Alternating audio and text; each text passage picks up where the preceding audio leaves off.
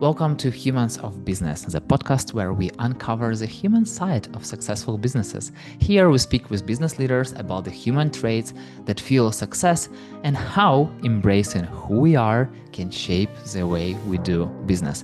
Every business starts with a human, so let's learn from real humans, one story at a time. My name is Yuri. I help people and brands shine through communities and personal connections. And my guest is Pamela Slim, a best-selling author, certification expert, speaker, and community builder who's helped thousands of people escape corporate life and grow purpose-driven businesses. And she runs the Pamela Slim Agency, helping experts scale their impact and income, of course, income, through the intelligent design of intellectual property. And she's all about elevating others, sharing what works, and building businesses rooted in connection. And I met Pamela 2 years ago through Pablo Gonzalez, through his podcast, and finally we're having this conversation. Yay! So, welcome, Pam. Thank you so much for having me. And thank you, Pablo, for making everything happen through that conversation. I love Pablo so much.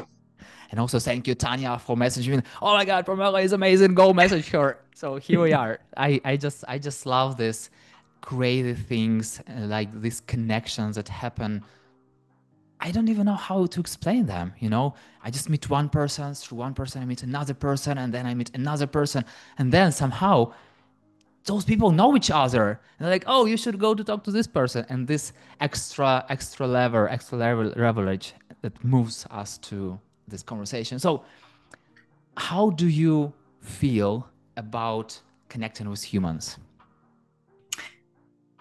I am completely fueled by connecting with humans. It is probably the central activity, central energy source for me. I do identify as an extrovert. So just in ways that I get fueled, I do get fueled when I'm around people. And it's something that I'm just naturally drawn to. So as a parent of children, I love to connect with my kids. I love to be around them, to hug them, to talk to them. I like to be the kind of neighbor that talks to other neighbors and says hello in the morning. And I actually majored in community development in college. And so I've had just many, many, many ways in which that is manifested through time. But for me, it is the essence of what gives me joy and ideas and just makes me feel fully alive. I have this feeling that sometimes people say that I'm an extrovert and I'm an introvert. And what I've heard that both of those parts, let's say, have amazing human connections. And also sometimes that what we've learned by our social parts, that to have this elevator pitch or to have this water cooler conversation, like something when you kind of connect but don't connect. So I'm curious, how do you know that you are going deep into these human connections? Yeah, it's interesting. Just in the introvert extrovert, I had the great fortune of working with Susan Cain. If anybody's ever read the book Quiet about the power of introverts, I worked with Susan for about 18 months. And so went deep in the science of connection. And just to underline what you're saying, introverts, I actually have everybody in my family of origin. So my mom, dad, sister, brother, and my ex-husband, my kids, everybody in my life are introverts, and just really from a brain wiring energy production perspective. So sometimes we use shortcuts when we're talking about psychological traits that can be putting people in boxes, right? Where that's not helpful. In other ways, it is really helpful for me to understand, for example, with my very introverted kids, how deep the conversations can be with them. We have this very deep, profound connection. And it's not that every day they're always sitting and chatting with me, which is what I do to anybody walking down the street or sitting at the bus stop. My best friend says, I can't help but like have a deep probing conversation within 5 minutes with somebody on the airplane because I'd like to do that. So for me, going deep can be opening up a warm conversation with somebody, not being afraid to be sharing something personal. If they are open to that, which usually you can see after a few minutes, if somebody is comfortable sharing or not. I never like to push somebody to be too open if that's not what they want. But what I've noticed about the difference, let's say with my daughter, is it's more in me just holding space and being quiet and sometimes holding a lot of silence to then at a place where she does feel like she wants to come sit down. And then we'll just talk for hours in a very deep way. And then I could just tell in her face when she's done, and she will just go up to her room and refuel sometimes for a couple of days in order to not have that. So yeah, it's like it's finding those moments where you can create openness, where people feel safe to be sharing something truthful.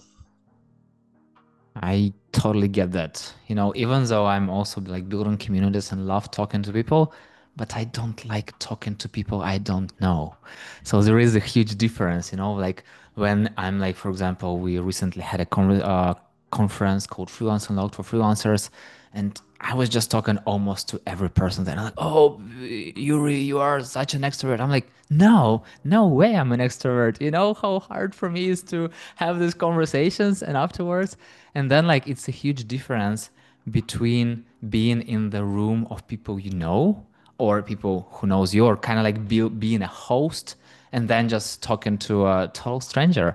So how does it feel for you to be quiet and listening instead of talking?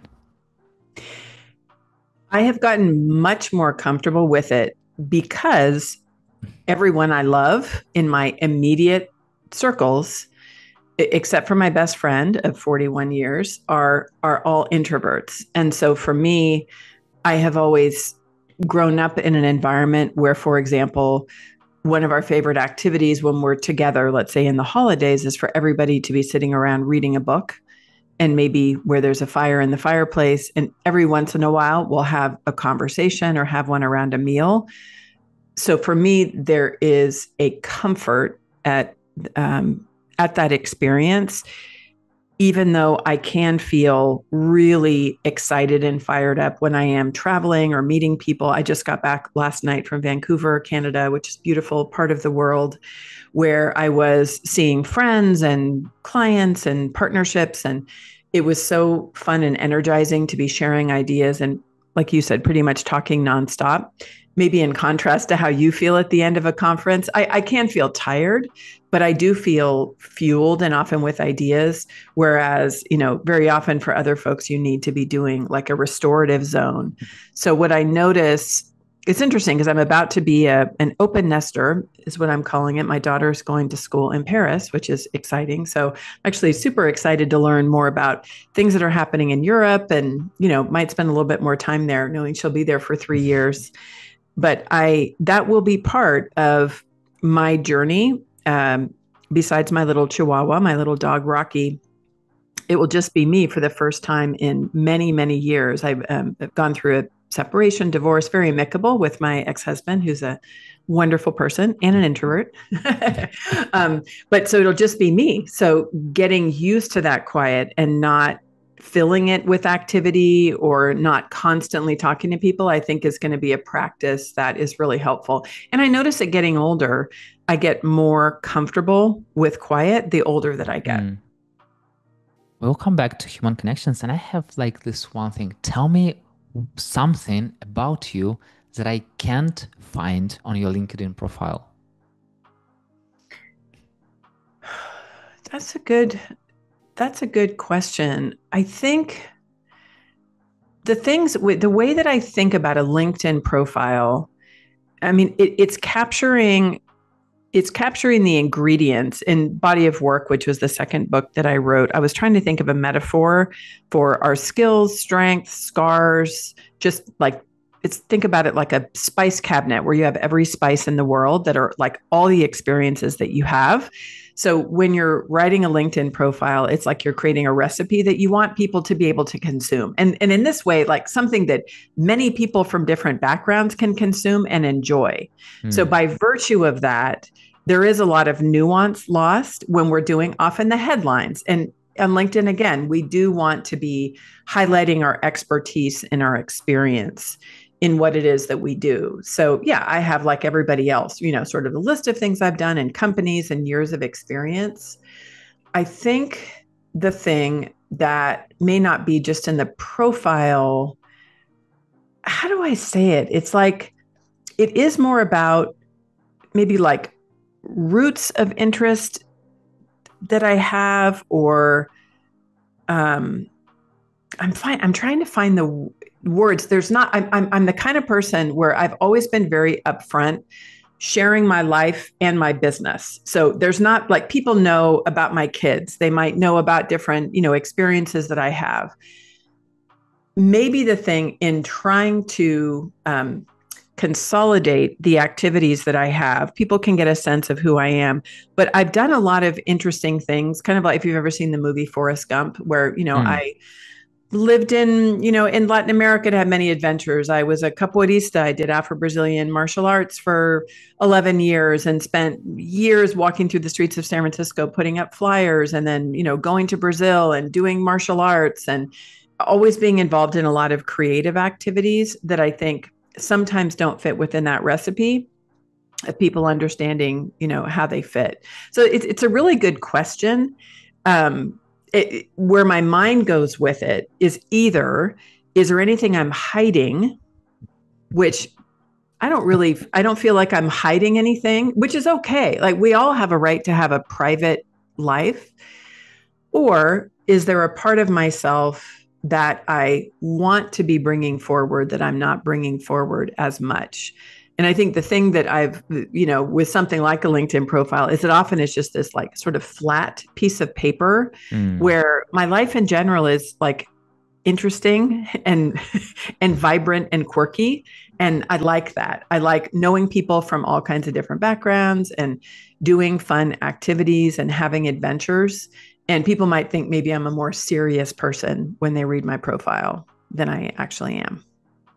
Do you really want to be more serious person? I don't. I like being serious about the body of work that I bring to the world, and not serious, rigid, or serious, boring, but engaged, accountable, connected. Those are all things that I do take the work seriously.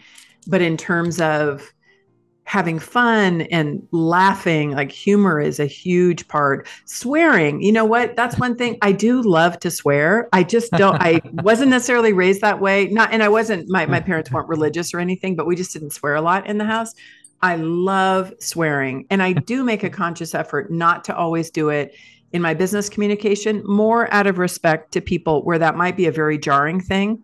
And so if I'm sharing a message and I'm sounding like a sailor, then that may be an unnecessary bump in the road. But when we're hanging out and we're having coffee, like, many swear words may be flying, which is just part of the way that I can feel at my most relaxed. So yeah, maybe we did get there. Maybe people don't realize I have a potty mouth and sound like a sailor if they're hanging out with me, which may be surprising. I had a community life conversation with a person a long time ago, and she told me that I like to swear, and it's always hard to understand whether we are on the same page with another person that I've just met. So she told that she had this recipe that she tries just one word, like two words, and she looks for the reaction. And if everything okay, yeah, now we're talking. Yes, I do that with clients. So I sometimes will ask at the beginning of an engagement, I might say, "Are you comfortable with swearing?" I said sometimes I may, even without thinking, I might have a swear word. Do you have a feeling about it? And if they do, and they might say, I actually prefer not to, then I can have an open conversation without it. But I do enjoy when they say, "Oh, yes," and they just like open it up, because it tends to be, as you look at some of the just study of language, that it is something that can have that more deep, visceral connection with people. And it's where it's done well. It's Yeah. not just doing it every other word, but often, like, when you're trying to bring a point home, it can really be effective. I feel like when you're using like every word, it lost its flair. But Yeah. if you are knowing the moment, it's like embracing, like making your emotions stronger, just like emphasizing it. So Yes, I exactly. totally get it. I totally get it. And so we were talking about like human connections, and I'm curious, since your business is a lot about human connections, I'm curious, Mhm. how do you translate these human connections into business value? I have always operated my business in a more relational way. And in the early days, the first 10 years of my business, I was a management consultant and built a training and development consultant for large companies. So the way that relationships showed up there was having a deep relationship with my clients, doing, of course, business activities, but also really getting to know the people, trying to support them both personally and professionally through the projects that we were doing, which then led to a lot of referrals through the years. And so this is both through the lens of the capoeira work that I did in San Francisco when I was creating especially a youth program. We grew from just 1 to 250 youth that were in our program. And everything was through developing relationships with organizations that were also serving the same youth that we were looking to connect with, boys and girls clubs or gang prevention or, all kind of city parks and recreation activities. So that was the same thing that I did when I started my blog in 2005, which was my first foray into the world of more individual entrepreneurship. When I escaped from Cubicle Nation was my first blog and then book that came after that. All of that is what led me to really study the model and then write The Widest Net, my last book, which is looking at, I have always had, again, through college studies, a systems thinking way in which building relationships was a key part of economic sustainability and connecting with each other. But over time, I also really see it as a method for being very efficient and effective in how it is that you build your business. So when you look at building partnerships with people who also serve the exact same clients. When I was in Vancouver, I was meeting with Page Two, which is a Canadian-based publisher with two wonderful co-CEOs, Trina and Jesse, and I've worked with probably 15 of their authors, and we've met each other. I know we had a really strong connection personally, but when we were meeting in person, and I was just spending a day with them about their business, it was like I can't even describe how good it felt hearing them more deeply describe what they were about.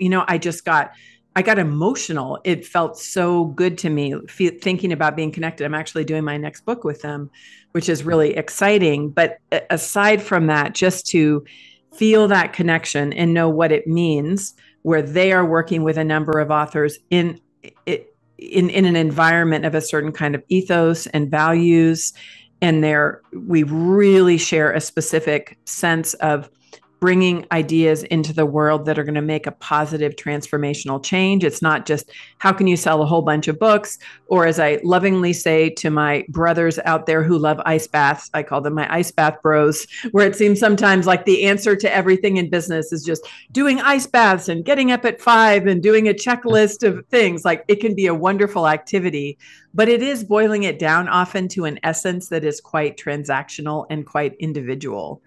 And so I see many ways, again, structurally, there are ways you can use the lens of ecosystems and partnerships and shared relationships as a very efficient strategic lens for building your business and knowing where to spend your time and where to find very efficiently people who are ideal clients or partners.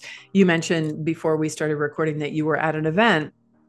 Events are a great example. I call it a watering hole, where maybe you're a presenter, and so people in the audience could be people interested in working with you. Fellow presenters could be, it's a very US metaphor, forgive me, but peanut butter and jelly partners. So we'll think about the equivalent within your culture of highly complementary but non-competitive flavors. Nutella and banana, I don't know, whatever the thing would be. But that's where you could find those folks. And then sponsors of events are often companies who are selling products and services to that same audience. So those could be great people to do brand partnerships with.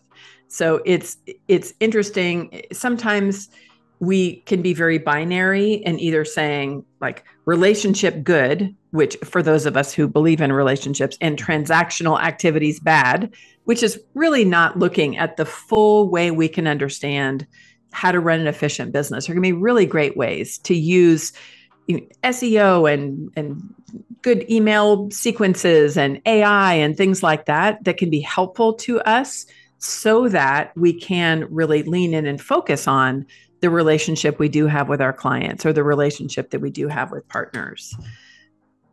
Exactly. That's something that I'm trying to do myself. So I'm trying to automate as many routine tasks that I can, so I can have time to really talk to people, because it's a huge difference. I like some time ago, I was like noticing the time and like documenting like my daily activity like for the whole year, and 60 or even 70% of my full year job as a community builder was just talking to people.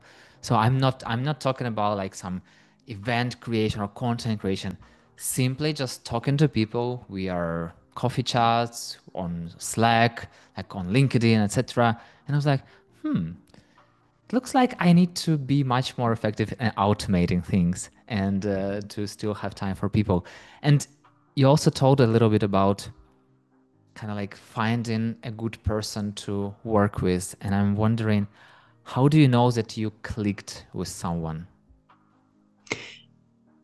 First, it is often the result of spending a lot of time getting to know each other. There was a feeling that I had when I first met Trina and Jesse. I think it was in Toronto a number of years ago, maybe 7 or 8 years ago. I did immediately feel a good connection, just a good vibe. Sometimes you just energetically, I felt relaxed. I felt open. Everything about their body language was just they were interested and connected and paying attention. Sometimes you can meet people in person and or even be on a podcast and you notice they're not really looking at you. They're like looking over their shoulder. They're looking down at their paper and not really connecting. So right as you turn away and don't look at me.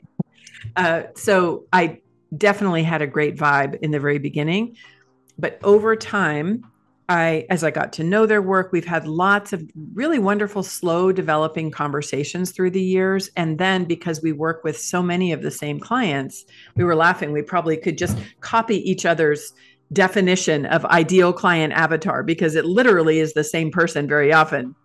They're helping people bring books out into the world, and I'm helping to build businesses often around the books or the ideas.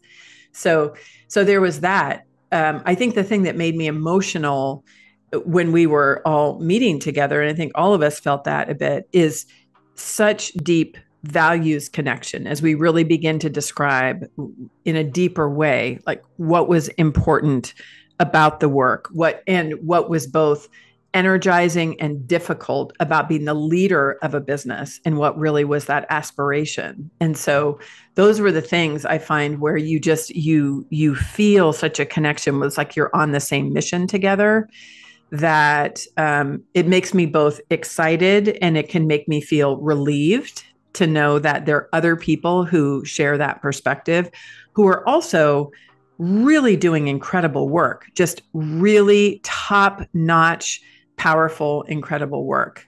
And so it's really funny. That quality is one I often joke, but I think it's kind of true. And like I don't really have hobbies. I don't knit or crochet or scrapbook or anything. Like maybe I will when my kids are gone.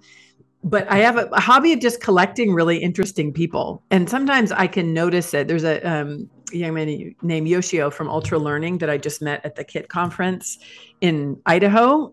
If you know KIT, which is a email marketing software. Mm-hmm. And he was just an example of someone. As soon as I met him and as soon as we began to have a conversation, I just immediately had that feeling of just, I love this guy. He's so interesting. We were all immediately had inside jokes when we were connecting with each other. It's hard to explain. We didn't have any connection to each other at all. I don't think he knew who I was. I didn't know who he was, but immediately I had that kind of a feeling. So that one, maybe it's just I don't know, you might have better insight into that. If it's like a little chemical reaction or it's just something about ways that you can just feel immediate connection with somebody. And it doesn't have to be, again, we're different genders, we're different racial backgrounds, we're different ages. So it wasn't because of necessarily a shared demographic experience, but I just immediately was like, oh, you're my people. I could just feel it. I often keep those thoughts to myself because I don't want to scare anybody, but in my head, I'm always keeping track. Like to your point, I met, I don't know how many thousands of people maybe. And when I was not building community, like long time ago, when I was still working with a few people here and there, I kind of like cherished those connections as much as I could. And even if they didn't want me, I still tried to be connected with them. And now, like the more I talk to people, the more I see people, I totally get what you're talking about. So there are people that you can just meet and talk like brother from another mother right away. And Yes. there are humans that no matter how hard you try, it's still hard. Exactly to your point, it doesn't feel like you can't feel it. So you can feel when it's your person and you can feel when it's not your person. So nowadays I'm not saying like no, like to a person, no, we can't be friends, no, we can talk. Yes, of course we can talk, whatever. Yeah. And I'm like, I will not spend time trying to push someone to talk to me. Like, if you want, amazing, I'm open. If you don't want, it's totally okay. There are other people who would love to talk to you and who you would love to talk to. So it's Yes. like, like meeting them like right here and there and without blaming anyone, without blaming me on being a bad person while not talking to people, without blaming them or not following up, whatever. So I feel like, yeah, there is this kind of energy. And I wonder, to your point, do you work with someone you didn't click? Not really. I mean, sometimes I can, if I can be helping somebody with a business solution, even if, let's say, our personality traits are not perfectly aligned or we're not swearing and laughing all the time together, but we can do good work. I've definitely had that. The part where it is probably a hard stop for me and for them is where there is significant values difference. So if just somebody is basically, let's say, creating a business that's exploiting others, or they have certain characteristics where there's a demeaning kind of toxic relationship, then that is one that I don't want to work in. But I do like to be expanding the thought of just ways to be helpful to people who might be wired differently than me. And it is part of what I do enjoy, because I do enjoy meeting people, of being able to adjust my own communication style to different people and different ways of being. I think it's one of the great skills that we have. And it's a very common question that you and I were talking about, again, as we were first jumping on today, of we can have the feeling sometimes when looking at making connections that there has to be a formula. You have to have the 10 steps for every single connection you make. So you might go to a conference and you meet 80 people and you need to follow up with the same kind of diligence, even where you have a very different feeling about all of those folks. And there is just a natural vibe that you can go with, where I would always start with the people who you really had a strong connection or a deep conversation with. And then those things too, realizing it's reciprocal. I have been out of the dating pool for a long time. I'm not actively in it. I'm very, very happy just to be single, but I was very happily, partnered for many years of my life, wasn't in that world. But I think about principles of that for maybe people who are currently dating. You just, it immediately, where if you're the one, for example, that's always following up, like, pick me, you're texting somebody and they're not texting back, it doesn't make a good relationship. It should be, let's say you can have a natural connection with somebody, maybe you meet or you go on one date, and it's really up to both of those folks to be continuing on the conversation as part of an example of a healthy relationship. So it's not always on you, even though it's a business contact and not a romantic one. It's not just on you. If you're meeting somebody, they also should have an interest in following up. And that's part of where like how much energy that you're going to put into moving forward. Sometimes for us, like, in order to accomplish what we want to accomplish, we need to be working through networks. Sometimes it's people like bankers or investors or other people where maybe in our day-to-day that we wouldn't be interacting with, and we have to learn how to build those relationships because it helps us to get going. Anybody who's doing deeper, maybe community work, you might know that you're often working across people from many different backgrounds and interests and so forth. So so that can be, a skill that you work with, but there's just a natural part of it where if sometimes you just really notice, like, where is that spark and how can you be following that spark? And then that's sometimes where the more planful kinds of activities can be helpful. Maybe you have a reminder for yourself where the people who you do want to make sure you stay connected with. And so maybe once a quarter or something, you have a little reminder like, hey, reach out to your favorite sparky people out there and just say hi and make a connection. And then that way it helps. Because for me, it's often, I call it your wingspan. I can have a very big wingspan of holding space for many different connections. Now, being 30 years in business, I know a lot of people and I care for a lot of people. Some people would just not be able to maintain it, but I don't hold all of those where I'm constantly every day and every year in contact. I met somebody, I just did a coffee meetup in Vancouver. And my friend Stephanie Vaughn reminded me that the first time we met was when I did a London-based Escape from Cubicle Nation tour for the book in 2009. And she's Canadian, but she happened to be living in London at that time and, read my blog. And we've had this long connection over the years, working together a little bit here and there. But, when she popped up the last time, I hadn't talked to her in 3 or 4 years. And it was as if we had just met yesterday. Yeah, I love those async conversation, especially now, when a huge part of life is online, and sometimes you're opening your LinkedIn or Slack or WhatsApp, whatever, and see there are messages like months ago, someone sent you a message like 3, 4, 5 weeks ago. Now, oh my God, I didn't answer this person. I'm such a bad person. But the moment I answer, they just continue it like nothing happened. Yes. So, I learned that I feel bad by not answering immediately, but most of people are so get used to this type of thing that you can answer in 2 months and you just continue having the same conversation. And sometimes I also know that feeling bad prevents people from answering, and they're keeping it even more and more and more longer. But like, answer, and like the main idea that you still have a conversation, because if something very valuable, if something very important going on, this person will find a way to get to you. They will message you several times. Yes. They will ask for your WhatsApp number or whatever. It's like, I'm like, yeah, okay, let's just continue the conversation from the moment we stopped. And it works. It works. And I'm like, okay, thank you for doing that. So how do you feel about saying, I don't know? I love saying I don't know, because the longer that I'm on the earth and the longer I'm in business, the more I realize that I don't know. I had, when I first started Escape from Cubicle Nation, that was 2005. So I had worked for myself for 10 years. But as I said, my client, it was a totally different client base. My clients were big companies. Everything was referral. So the idea of Escape from Cubicle Nation was helping people quit their job to start their own business. My pool of experience was myself. Like, there were very few people that I knew. I had not helped anybody in the early days do it.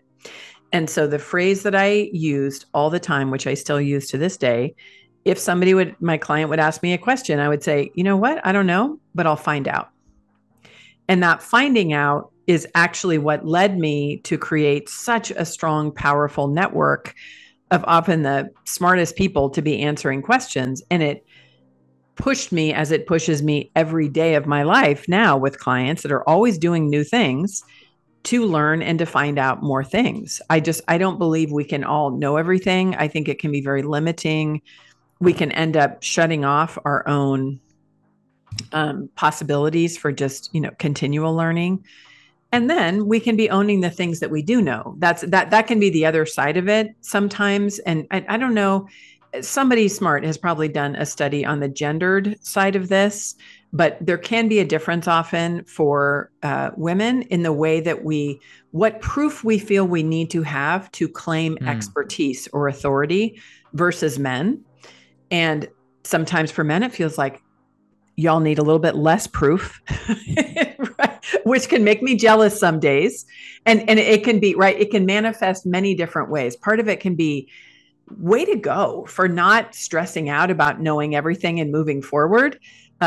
In a grumbly day, sometimes it can mean sometimes somebody who actually doesn't have authority claim authority just because, when really there can be folks who have a lot more experience. So that's always sort of the thing that we span, of being open to learning, and then for those things that we do know, being able to really feel good about, claiming the experience that we have in a space and standing on maybe an experience that we have.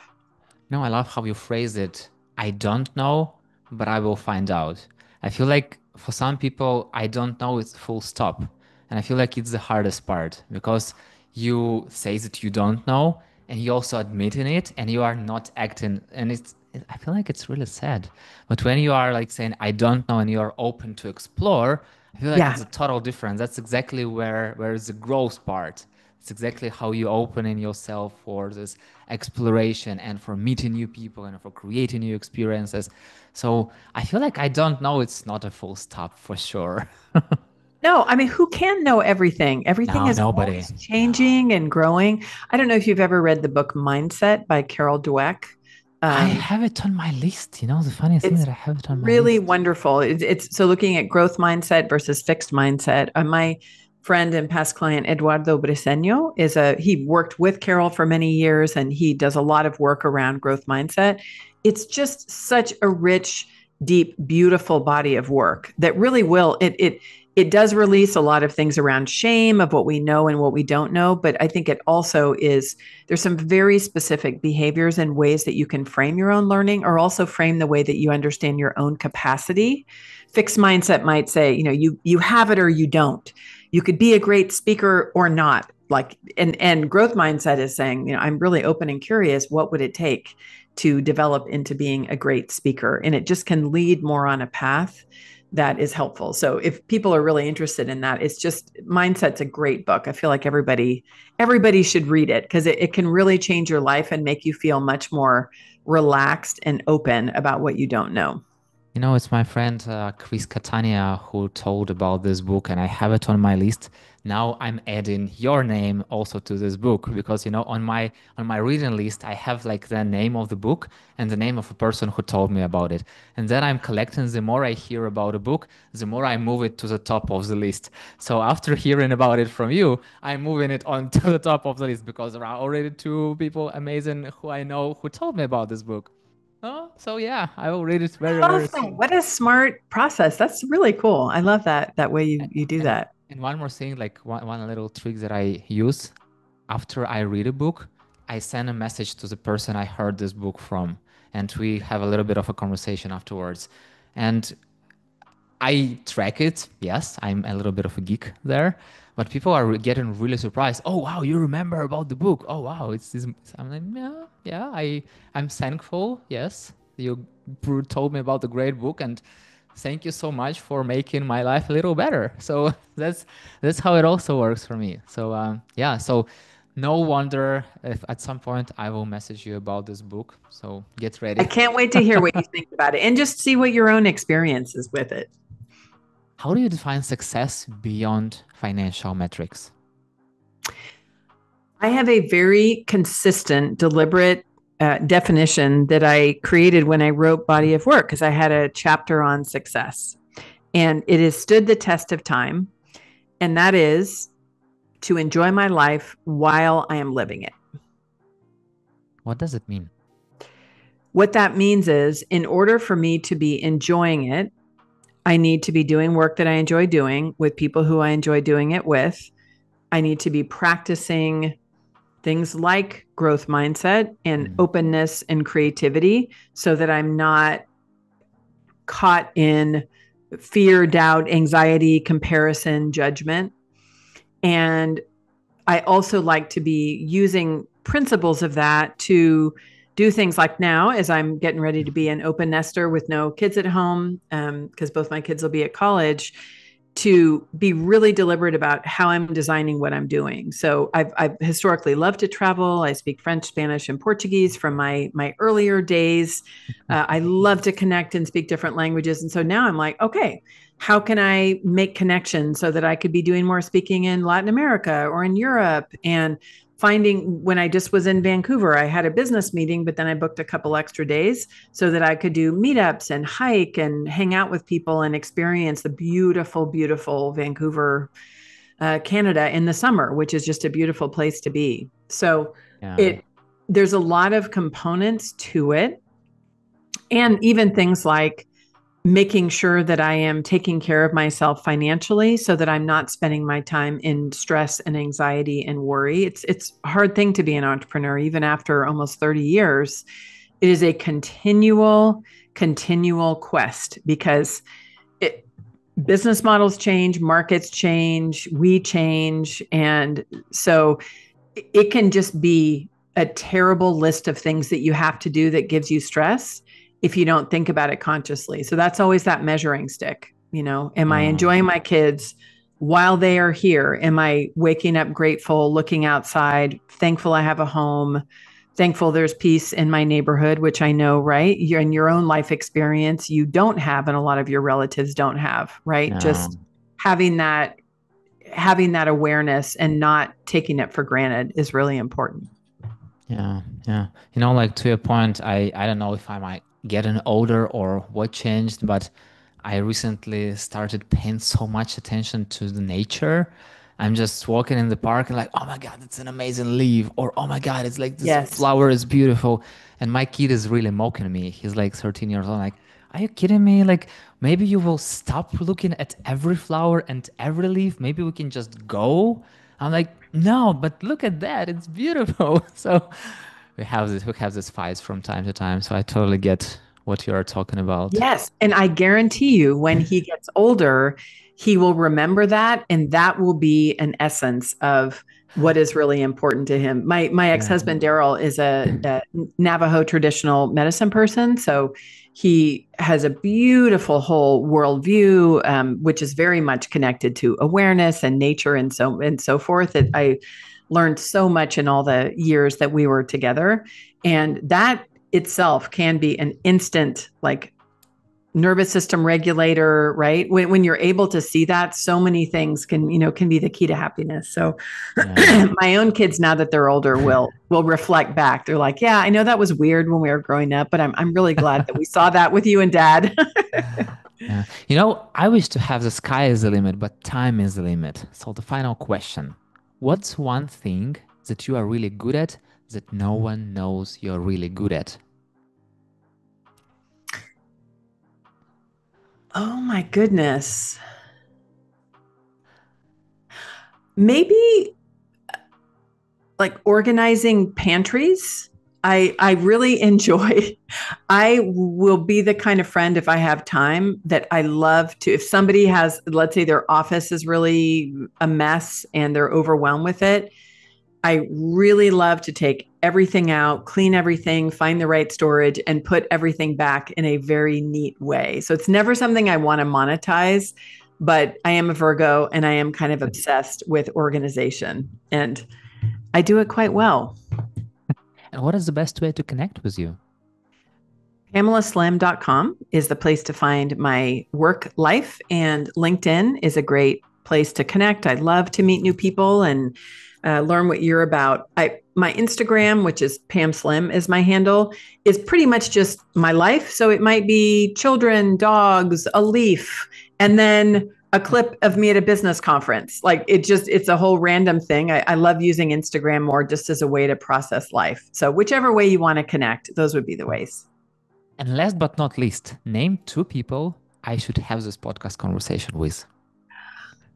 Oh my goodness. Well, I think immediately my friend Carly Cunningham from Big Bull Brand that I just stayed with in Vancouver, and partly because her family lineage is actually from Ukraine. So as soon as I met you, I Okay. was thinking about that. Like, there is one line. She's a very interesting person, has a super interesting body of work and approach to life, and I think would be a really interesting person to talk to.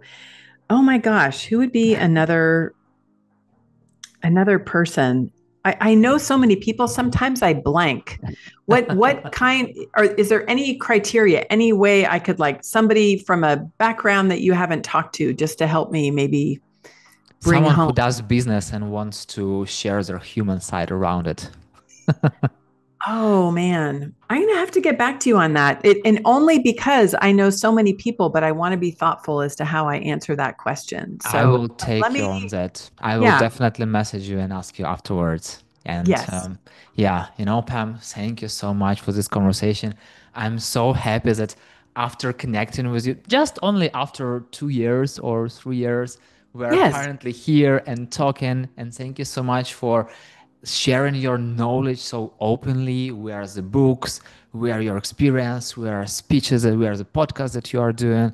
Like you taught me so much about. You influenced, I truly believe you influenced Tanya's life, and then she messaged me and connected with you. And yeah, please keep being your amazing self. And thank you so much for this conversation. I'm really, really value this moment here with you. So thank you so much for that. Me too. Thanks so much for having me. And yeah, see you in the business world. And thank you so much for listening. If you have any questions about how the community can help you reach and overcome your business goals faster, let's connect on LinkedIn and talk about it. That's it. We're done. See you in the next episode.